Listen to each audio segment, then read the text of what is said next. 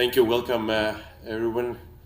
Thank you for being here. For those of you who traveled long, special thank you. What a tournament we've had in Jakarta, in Okinawa, and here in Manila. A tournament that spread for the first time over 3 countries. A tournament that had to be prepared also during COVID. A tournament that saw 2 great venues being constructed, one in Jakarta and one in Okinawa.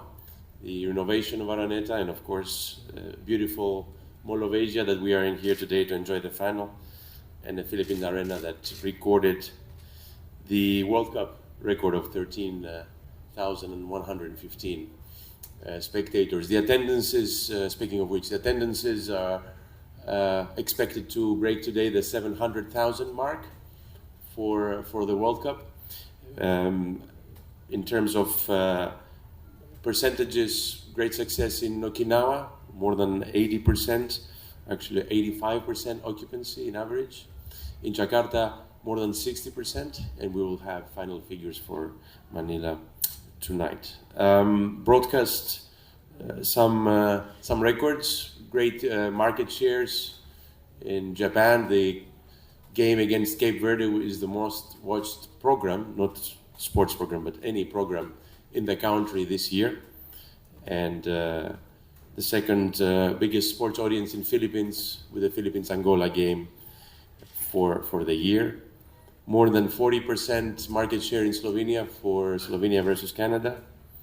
More than 30%, almost 35% market share South Sudan, Puerto Rico, that went to overtime. And Lithuania, Serbia, more than 25% market. But I guess this will be dwarfed by tonight's final. Quite happy about the social media score of our accounts. More than 10 billion impressions. That means double from China in 2019.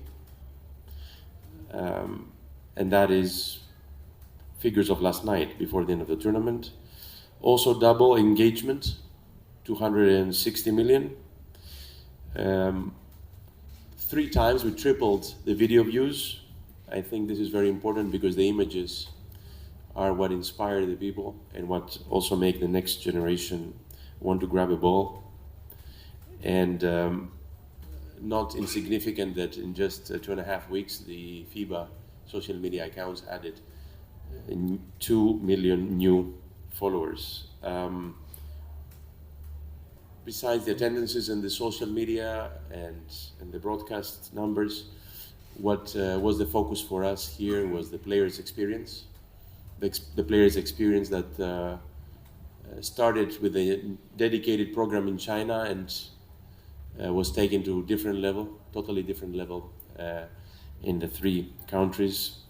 First of all, much fewer transfers for the teams. 16 teams had no transfer. They played in Manila. And the other 16 teams, those that had to come to Manila, had only 1 trip to make with a charter flight taken care of by FIBA and the organizers, and then they had an extra day of rest. No back-to-backs, with the exception of the 2 teams that lost the first classification game. No other team had, except for these 2 teams, no other team had any back-to-back in the tournament. Single rooms for the first time for the players, covered by FIBA and the organizers. Dedicated players' lounges,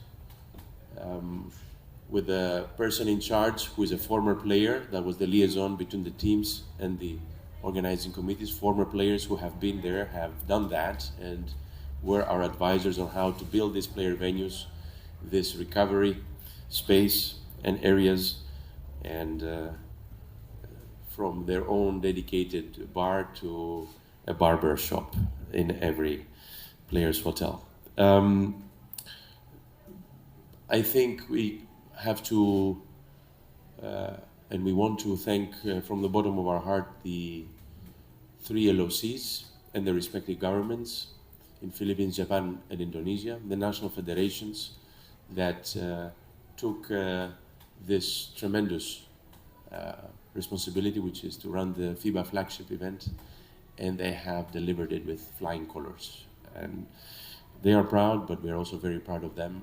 And I think our players and our fans, those that have been in the previous World Cups, and I have gathered some of these testimonials from our players that we will be publishing after the tournament to share with you as well.